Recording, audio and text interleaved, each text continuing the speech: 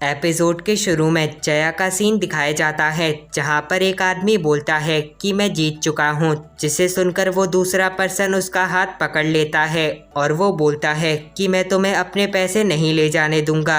वो आदमी बोलता है कि पर तुम तो हार चुके हो, तो इस हिसाब से तो ये सारे पैसे मेरे हुए। जिसे सुनकर वो दूसरा आदमी उस आदमी को गोली से मार देता है और ये पर्सन और कोई नहीं बल्कि एक पायरेट है जिसका नाम है बेलमे। फिर यहाँ पर स्ट्रॉ हैट पायरेट के शिप का सीन दिखाया जाता है जहाँ पर उसॉप सामने देखकर बोलता है कि अभी तक मुझे कुछ भी नहीं दिखा। पीछे से नामी बोलती है कि ये काफ़ी अजीब है क्योंकि अभी तक हमें जया के मौसम में आ जाना चाहिए था। जिसे सुनकर चॉपर बोलता है कि शायद जया का मौसम भी बिल्कुल ऐसा ही होगा और ये कहने के बाद वो ऊपर कुछ बर्ड्स को देखने लगता है और तभी वो तीनों की तीनों बर्ड अचानक से नीचे गिर जाती हैं। जिसे देखकर चॉपर बोलता है कि किसी ने इन्हें गोली मारी है। ऊपर से उसॉप बोलता है कि ऐसा नहीं हो सकता क्योंकि ना तो यहाँ पर कोई आइलैंड है और ना ही हमें यहाँ पर किसी गोली की आवाज़ आई। चॉपर उसॉप को एक गोली दिखाकर बोलता है कि देखो ये वही गोली है जो इस तरफ से चली थी। जिसे सुनकर नामी बोलती है कि ऐसा नहीं हो सकता क्योंकि आसपास कोई भी आइलैंड नहीं है। ऊपर से उसॉप बोलता है कि अगर चॉपर की बात बिल्कुल सही है तो फिर जिसने भी ये करा होगा वो बहुत ज़्यादा अच्छा निशानेबाज होगा। फिर यहाँ पर उस आदमी को दिखाया जाता है जिसने ये गोली चलाई थी, वो भी इतनी दूर से। फिर यहाँ पर कुछ देर बाद का सीन दिखाया जाता है जहाँ पर सारे के सारे स्ट्रॉ हैट पायरेट जया में पहुँच गए होते हैं। जिसे देखकर नामी बोलती है कि मेरा तो मन है यहाँ पर आराम करने का। फिर यहाँ पर वापस से उस बार का सीन दिखाया जाता है जहाँ पर एक आदमी बेलमे को देखकर बोलता है कि उसका नाम है बेलमे और उसकी बाउंटी 55 मिलियन बेरीज की है, इसलिए वो काफ़ी ज़्यादा खतरनाक है। फिर यहाँ पर स्ट्रॉ हैट पायरेट्स को दिखाया जाता है जहाँ पर लूफी बोलता है कि ये जगह तो काफ़ी ज़्यादा मस्त है, इसलिए हम इस जगह पर कुछ देर के लिए घूम लेते हैं। जिसे सुनकर नामी बोलती है कि वो दोनों अगर टाउन में गए तो पक्का किसी से लड़ाई करेंगे, इसलिए मुझे भी उनके पीछे जाना चाहिए। और ये कहने के बाद वो लूफी और जोरो के पीछे जाने लगती है। पीछे से शांजी नामी को जाता हुआ देखकर बोलता है कि मैं भी नामी सान के साथ जाऊंगा। जिसे सुनकर उसॉप शांजी से बोलता है कि प्लीज़ तुम कहीं भी मत जाना क्योंकि अगर तुम कहीं पर गए और यहाँ पर किसी ने हम पर अटैक कर दिया तो हमारा क्या होगा। शांजी ये सुनकर बोलता है कि अगर तुम बोलते हो तो फिर ठीक है, तब तक मैं रॉबिन चैन के लिए चाय बना लेता हूँ। और इसके बाद वो बोलता है कि वैसे वो है कहाँ पर। पीछे से उसॉप शांजी से बोलता है कि तुम चाय के लिए बोल रहे थे। जिसे सुनकर शांजी उसॉप से बोलता है कि खुद बना लो। फिर यहाँ पर लूफी, जोरो और नामी को दिखाया जाता है जहाँ पर नामी उन दोनों से बोलती है कि तुम दोनों मुझसे वादा करो कि तुम किसी से भी नहीं लड़ोगे क्योंकि अगर तुम किसी से यहाँ पर लड़े तो कोई भी हमें स्काइपिया की लोकेशन के बारे में नहीं बताएगा। जिसे सुनकर लूफी बोलता है कि मैं वादा करता हूँ कि मैं किसी से भी नहीं लड़ूंगा। तभी उन सब के सामने एक आदमी आ जाता है जो वहां पर आकर गिर जाता है और वो उन तीनों से मदद मांगता है। जिसे सुनकर लूफी और जोरो उसे उसके घोड़े पर बैठा देते हैं पर वो घोड़ा भी नीचे गिर जाता है, जिसकी वजह से जोरो और लूफी वापस से उस आदमी की मदद करते हैं। जिसे देखकर वो आदमी बोलता है कि मेरी मदद करने के लिए शुक्रिया। और ये कहने के बाद वो जोरो और लूफी को एक एप्पल देता है। जिसे देखकर लूफी उस एप्पल को खा लेता है और वहां पर एक बड़ा सा धमाका हो जाता है। नामी ये देखकर लूफी से बोलती है कि जल्दी से उस एप्पल को बाहर निकालो जिसे तुमने खाया था। वो आदमी लूफी से बोलता है कि तुम काफ़ी ज़्यादा लकी हो कि तुम बच गए, वरना अब तक तुम मर चुके होते। फिर यहाँ पर उस बार का सीन दिखाया जाता है जिसकी हालत काफ़ी ज़्यादा ख़राब होती है। जिसे देखकर सब लोग बोलते हैं कि ये सब बेलमे ने करा है। फिर यहाँ पर वापस से लूफी, जोरो और नामी को दिखाया जाता है जहाँ पर लूफी बोलता है कि वो आदमी तो काफ़ी ज़्यादा अजीब था। नामी ये सुनकर लूफी से बोलती है कि तुम्हें तो इस बात की खुशी बनानी चाहिए कि तुम मरते मरते बच गए हो। और ये कहने के बाद वो सब एक होटल के अंदर चले जाते हैं। जिसे देखकर नामी बोलती है कि ये जगह तो काफी ज्यादा सुंदर है। तभी पीछे से वहां पर एक आदमी आ जाता है जो स्ट्रॉ हैट पायरेट्स को देखकर बोलता है कि प्लीज आप सब यहाँ से चले जाओ, क्योंकि ये पूरा होटल अभी बेलमे के पायरेट्स का है और अगर उन सब ने तुम्हें यहाँ पर देख लिया तो बहुत बड़ी मुसीबत हो जाएगी। तभी पीछे से वहां पर एक पर्सन आ जाता है जो बेलमे पायरेट ग्रुप का मेंबर है और वो स्ट्रॉ हैट पायरेट्स को देखकर बोलता है कि क्या तुम तीनों कोई भिखारी हो जो यहाँ पर भीख मांगने के लिए आए हो। जिसे सुनकर लूफी नामी से बोलता है कि क्या मैं इसे पीट सकता हूँ। बेलमे का पायरेट ये सुनकर बोलता है कि अपनी औकात में रहो और ये भीख के पैसे लेकर यहाँ से चले जाओ। लूफी उन पैसों को देखकर बोलता है कि क्या मैं सच में इन्हें ले जा सकता हूँ। जिसे देखकर नामी लूफी और जोरो को वहाँ से ले जाने लगती है। यहाँ पर होटल में बैठा हुआ एक बेलमे का पायरेट बोलता है कि उन सबको गुस्सा मत दिलाओ, क्योंकि उस छोटे बच्चे पर 30 मिलियन बेरीज की बाउंटी है। जिसे सुनकर वो बेलमे वाला पायरेट बोलता है कि तुमने तो सही बोला, इस पर तो सच में 30 मिलियन बेरीज की बाउंटी है। फिर यहाँ पर एक खाने की जगह का सीन दिखाया जाता है जहाँ पर लूफी, जोरो और नामी होते हैं। यहाँ पर लूफी और एक दूसरा आदमी उस दुकान के ओनर से बोलते हैं कि तुमने तो बहुत बेकार सा खाना बनाया है और इसके बाद वो दोनों एक साथ बोलते हैं कि खाने से अच्छा तो ये जूस है। लूफी और वो आदमी एक दूसरे से बोलते हैं कि तुम मेरी नकल क्यों कर रहे हो। पीछे से दुकान का ओनर बोलता है कि मुझे इससे कोई भी फर्क नहीं पड़ता कि खाना कैसा है, क्योंकि मैंने इसे नहीं बनाया, पर अगर तुम्हें कुछ अच्छा चाहिए तो मैं तुम्हें वो दे सकता हूँ। जिसे सुनकर लूफी उस दुकान वाले से बोलता है कि वो कुछ भी हो पर मुझे 50 दो। वो आदमी बोलता है कि मुझे 51 दो।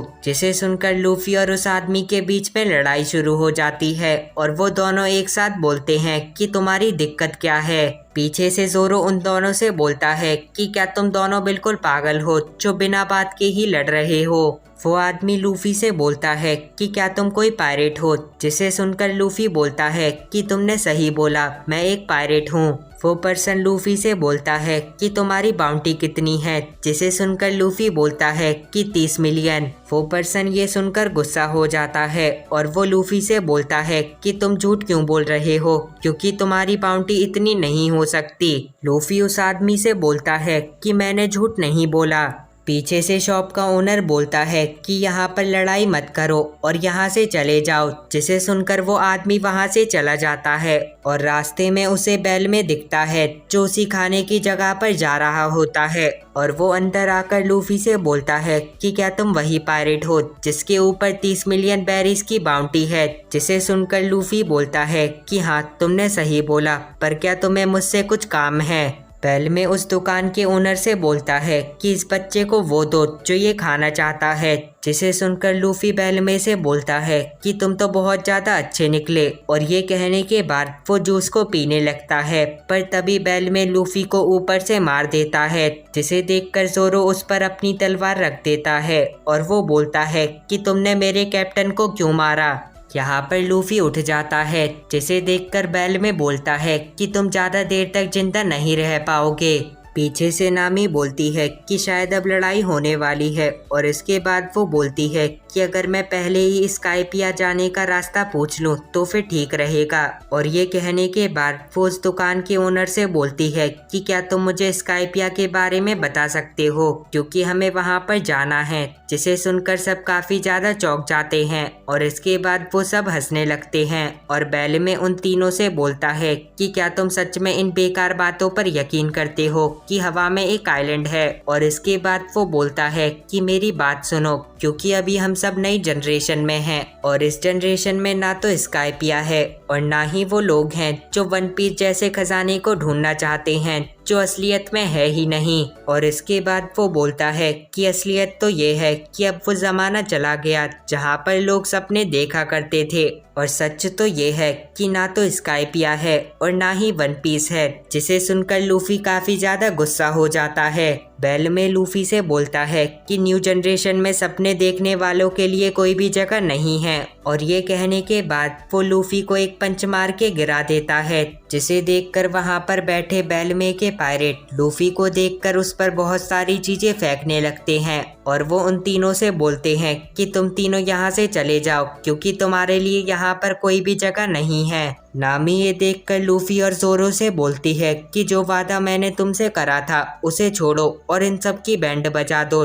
जिसे सुनकर लूफी जोरो से बोलता है कि अब चाहे कुछ भी हो पर इनसे लड़ना मत।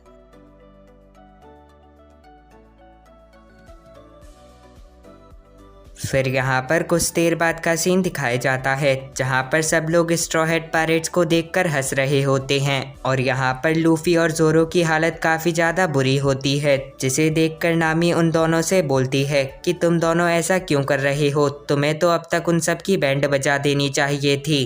बेलमे का एक पायरेट बोलता है कि वो दोनों डर गए हैं हमारी पावर्स को देखकर, इसलिए वो हमसे नहीं लड़ना चाहते।